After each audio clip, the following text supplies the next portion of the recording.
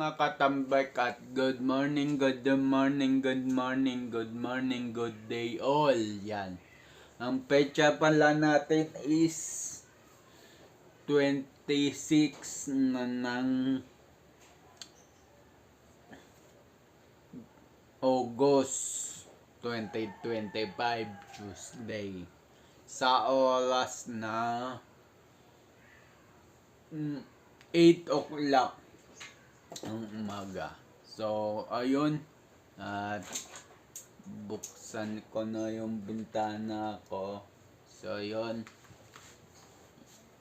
Ilagay ko na yung tabing ng aking bahay.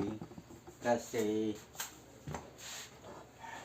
wala akong screen door.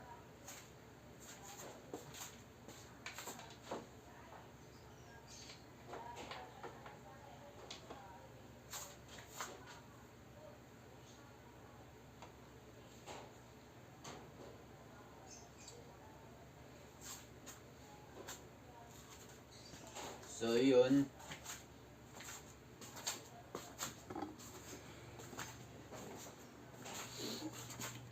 Bagyan naman ako na dismaya. Pero kasama sa buhay yan. Kasama talaga sa buhay yan. Hindi natin maiaalis sa buhay natin yan. Yung dismaya. Stress. Kasama na natin sa buhay yan. Lalo na ngayon, ako lang yung tumatao dito sa bahay kasi lahat sila maalis. Although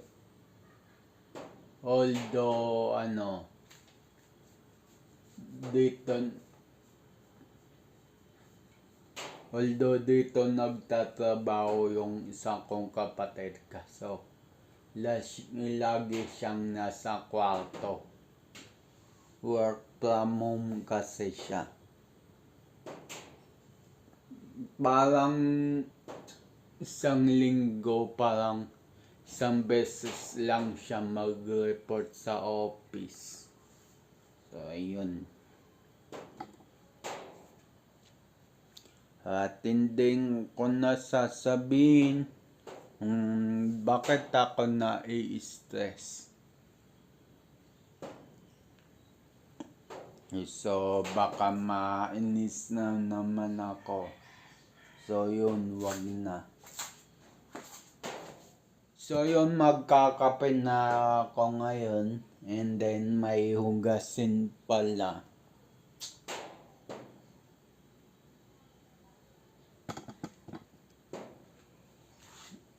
Imbis na mabuisit, mainis.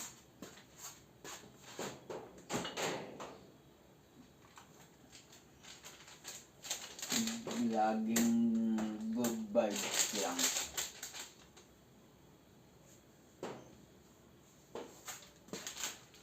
Kasi pagka nabuisit at na-stress ka, ikaw din lang din mapapahamak.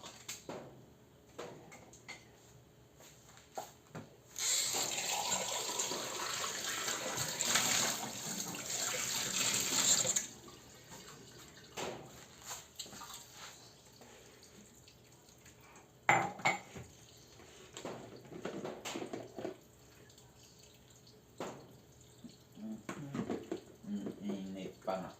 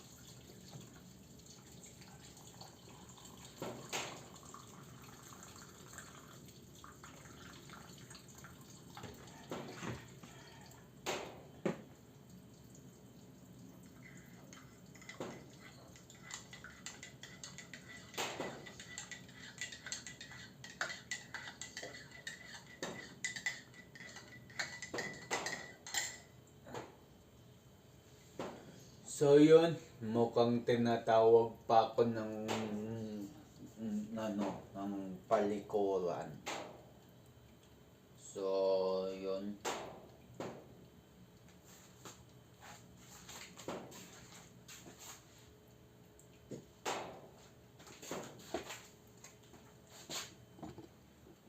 So yun mga katambay. At yun. Lagyan ko lang tong tubig tapos inumin ko na. Hindi pa naman ako ganun katawag ng kalikasan.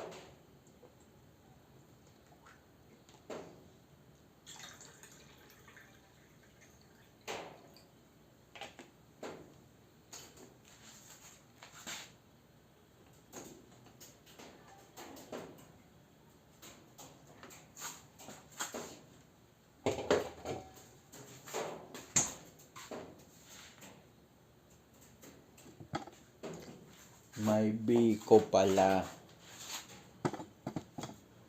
Okay.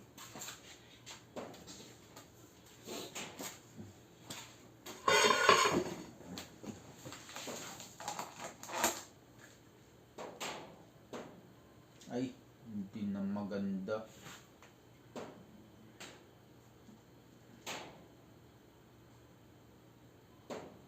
Madulas na siya. Madulas na, hindi na maganda yung biko. Ang tagal na kasi na ito eh.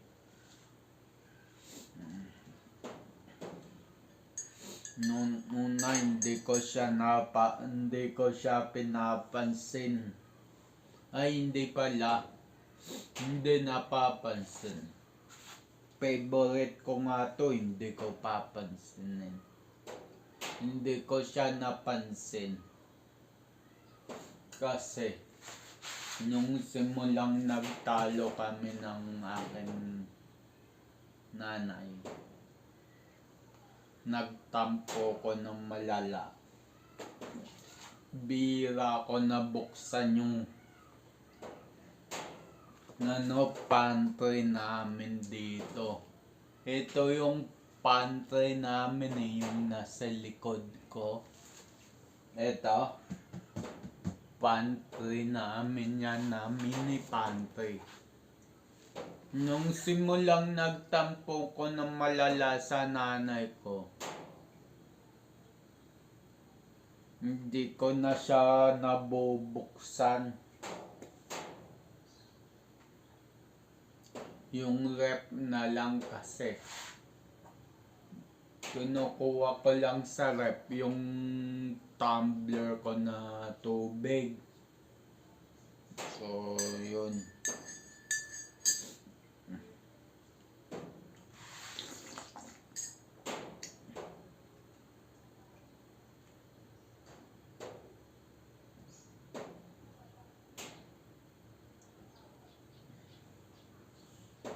So, miski mga saging dito, kahit favorite ko yan, yung berde na saging. Hindi ko pinapakialaman. matinding tampo pa ako sa nanay ko. Hindi naman galit na galit. Although gusto ko na silang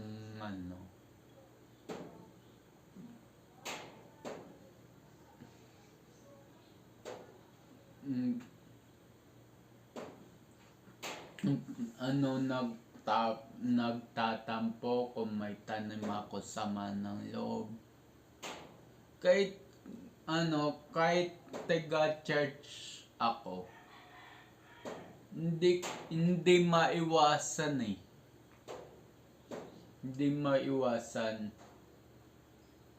Kaya hindi ako naniniwala na kapag taga-church ka,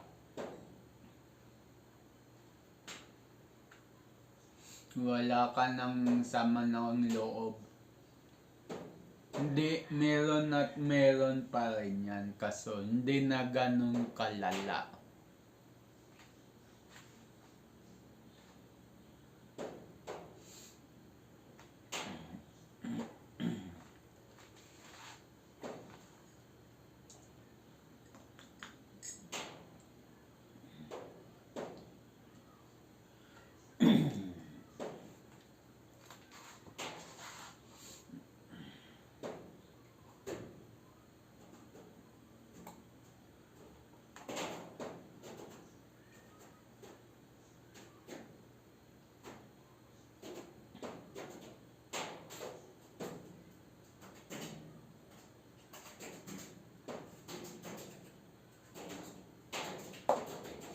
So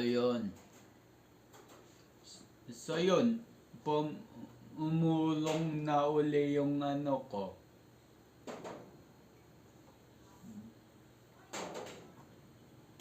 Bawal kasi banggitin dito sa vlog eh. Ako lang ang maselan na vlogger. Kung ibang vlogger na babanggit diyan, ako hindi. Lalo na pagka nagkakape ko. Hindi ko nababanggit yan. May napanood akong ibang vlogger. Kumakain yung mag-asawa. Ayaw din banggitin ng kaibigan niyang vlogger. Sabi ng mag-asawa, sige, okay lang.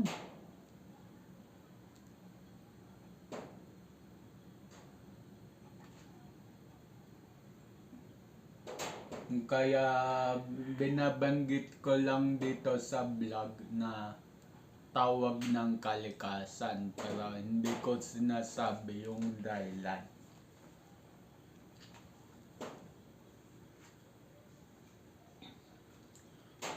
Bisaya yun na yung mga vlogger ngayon na hindi, sige lang, okay lang, banggitin mo.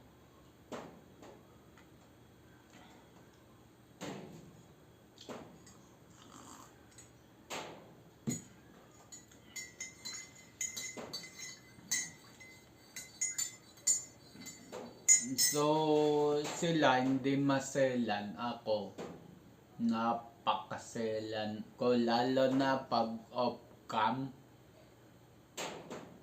Napakaselan ko.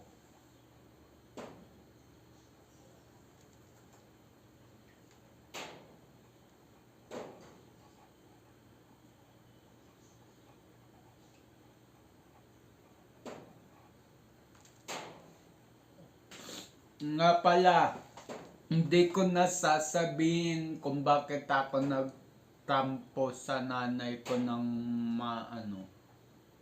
ng matagal. Pero pinag-iisipan ko na rin kung forgive ko na yung nanay ko na hindi na rin ako bumabata.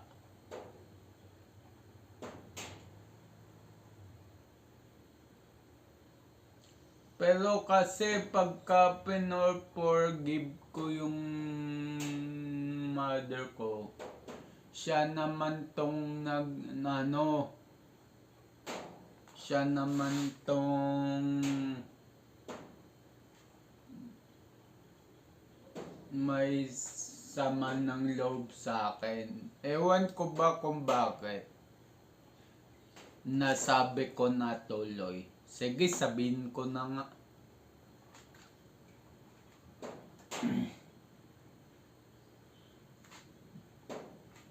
Pinagugatan kasi niyan. May sineservisan ako, estudyante, senior, dalawang senior, estudyante, kung sino man magpapahatid dito sa mga kapitbayan ko. Siyempre, nung una, hindi ko nakikita na matindi na pala selos ng nanay ko. Although, nagseselos siya. Pero dapat wag. Kasi, sa kabila ng mga service ko,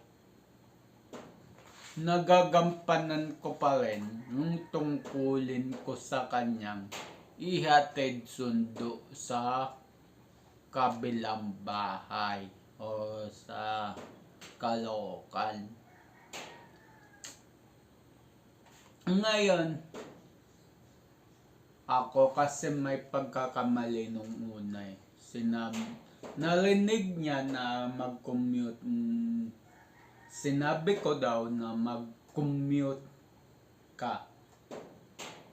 Pero, ang totoong sinabi ko dun, no choice tayo, commute ka, samahan na lang kita.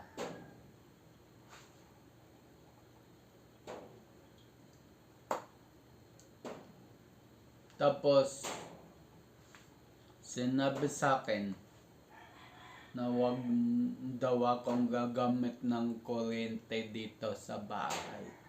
So, doon ako nagtanim ng sama ng loob, nagtampo ako ng maitindi.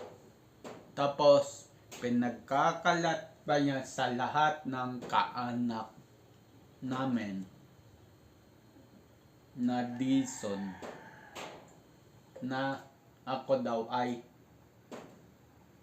madamot. Kasi magilaw daw ako sa lahat ng sineservisan ko. Sa kanya daw, hindi. Yun ang pinagugatan yun. Tapos, eto na naman, nagpakumbaba na ako, nagsorry na ako.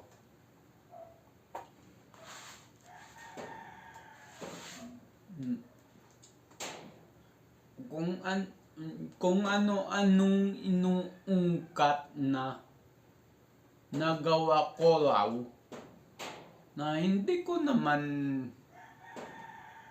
alam. So, sabi ko, kinunsol ko sa tatay ko. Sabi ng tatay ko, hayaan mo na.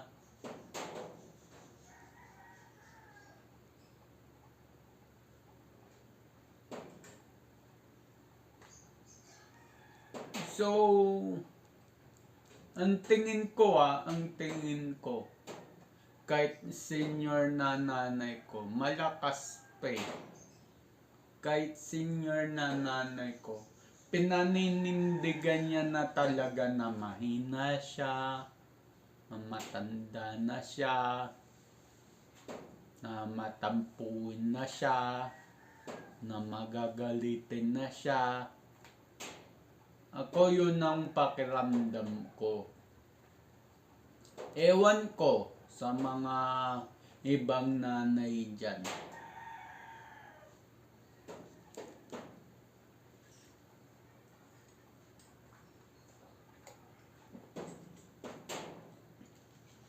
Nakwento ko pa dito sa vlog tuloy. Pero, okay lang yun. Hindi naman kayo na iba sa akin eh. Parang pamilya na nga turing ko sa inyo.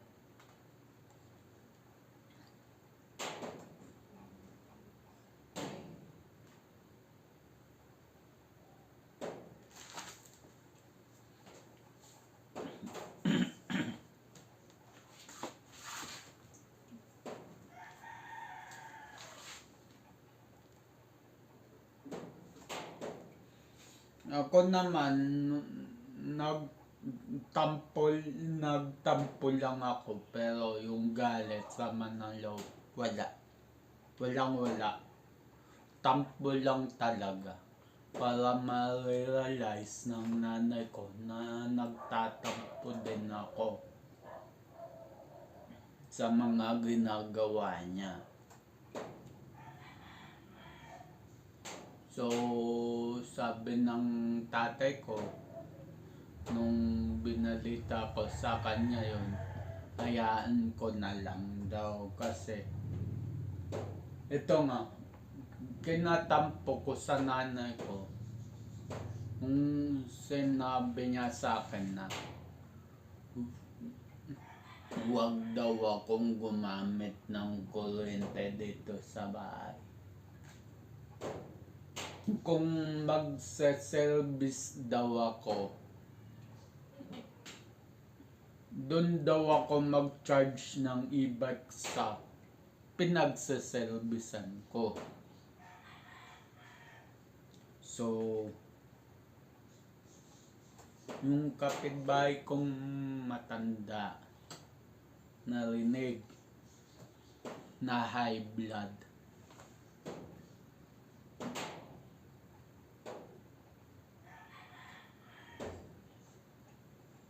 Pinagdadasal ko nga na sana na huwag atakehin ng high blood. Dahil si mama din ng mananagot dyan.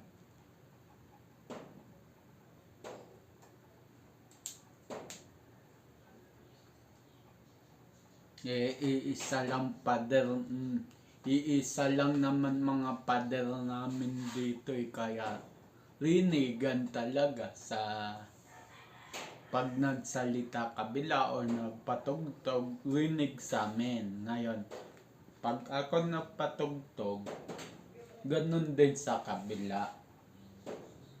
Kaya ginagawa ko, pag ako nag-high sa volume sounds, nagpapaalam muna ako sa dalawang kapitbahay kung magkatabi.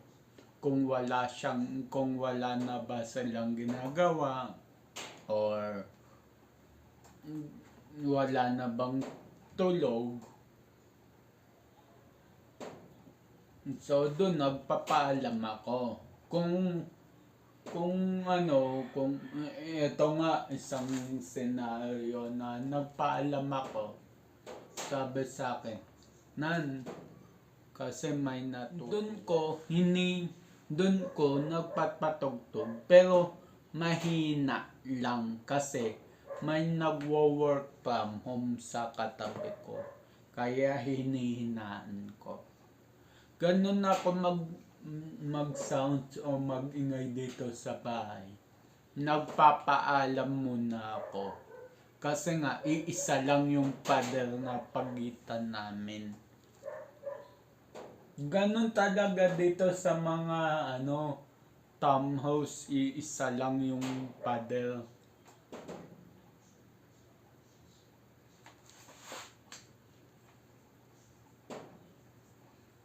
Lalo na hindi namin ginagalaw tong bahay kasi sooner papaupahan na namin to.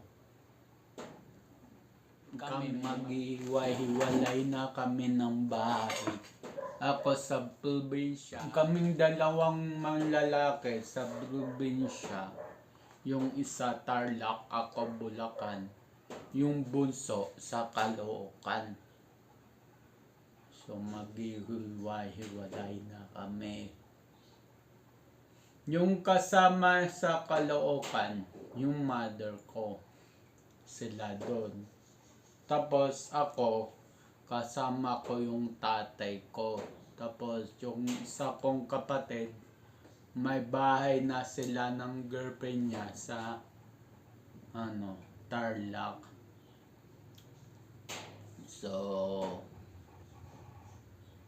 ayun, nakalungkot man isipin na magwawatak-watak kami. Pero, okay na siguro yun. Okay na siguro yun. Dalaw-dalaw na lang minsan, kita-kita-kits na lang minsan.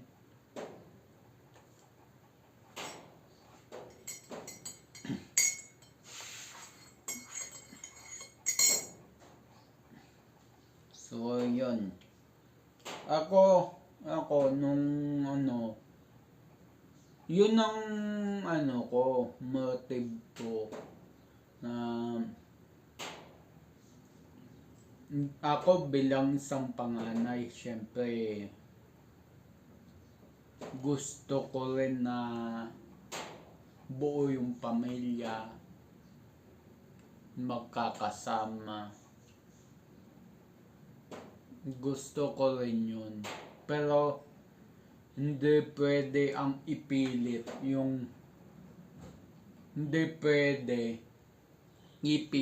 yung gusto. May kanya-kanyang buhay na. So, yun.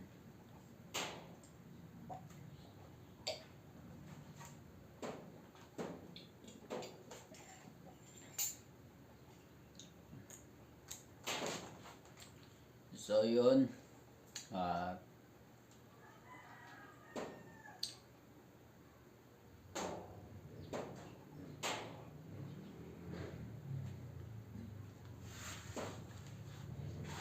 So, yun.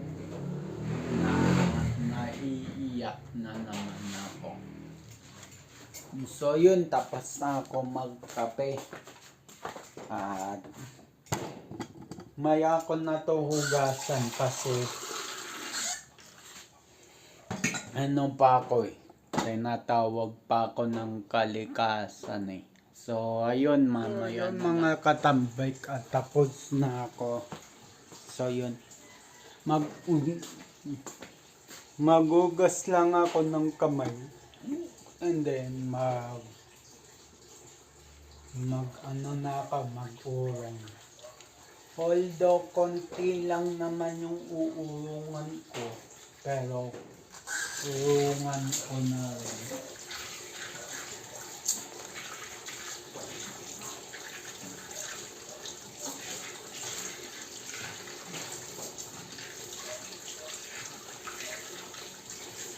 So, sa akin, bilang anak, panganay pa, at may autism pa, napakasakit sa akin yung masabihan na wag akong gagamit ng kuryente dito sa bahay. Napakasakit yun sa akin.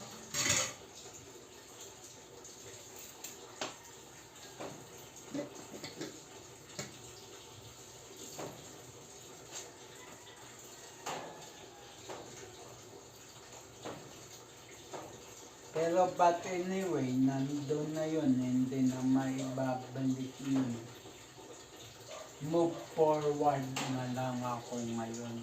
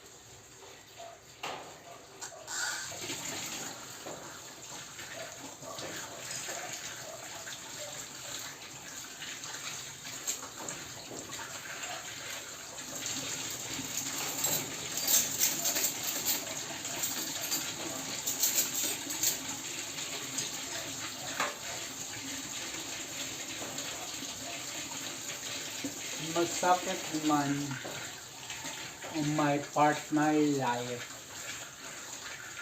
Pero wala na akong magagawa dun. Magulang ko pa rin yun. Intindihin ko na lang.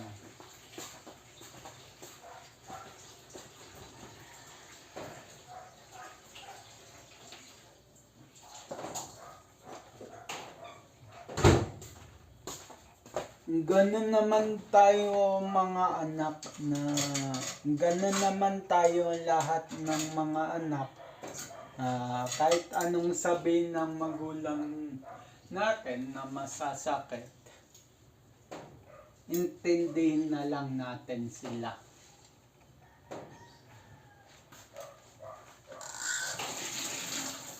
Nagtampo man tayo, nagtampo tayo. Pero hindi tatagal yun.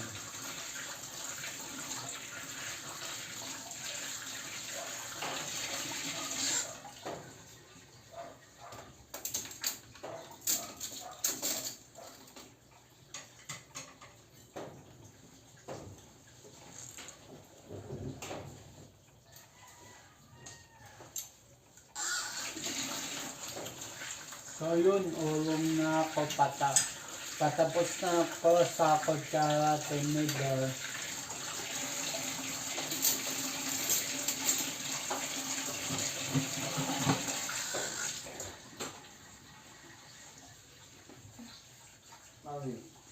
Malis. Ginigising ka nga kanina ilang beses na. Pati ako nagising na sa alarm mo.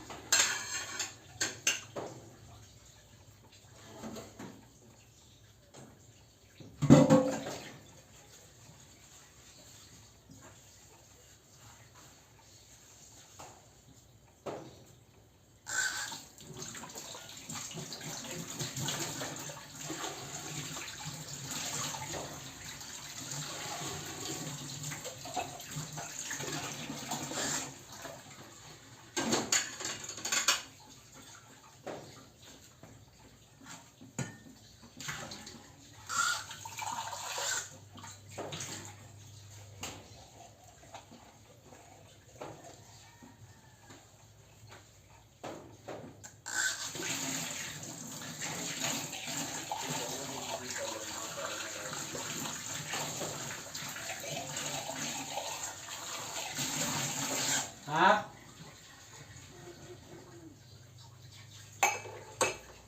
Tignan ko pala kung may kanin. May kanin, konti.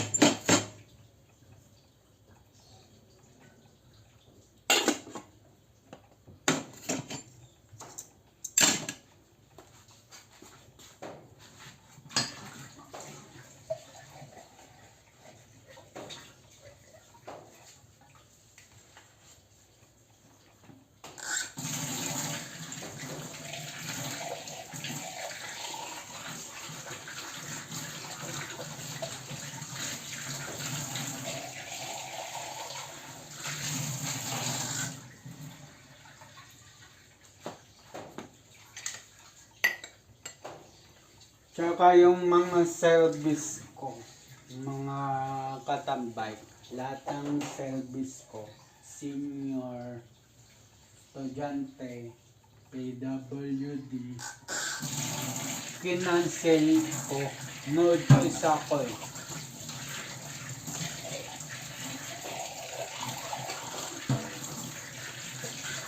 Hanggang ngayon na hindi na nagpapaservice yung mother ko sa akin, hindi ko pa rin tinatanggap yung mga service kasi baka may masabi yung mother ko sa akin na sinasamantala ko na hindi namin pagkakaunawaan.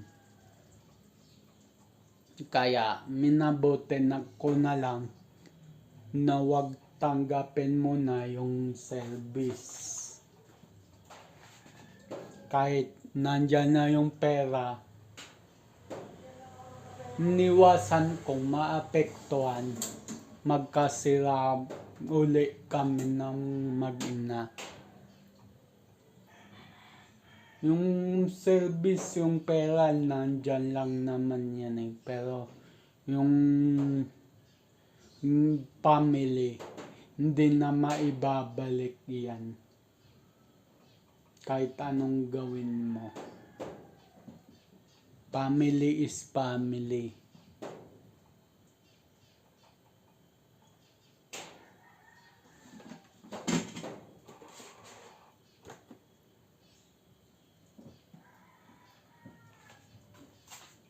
So, yun. Tapos na ako mag-ulong.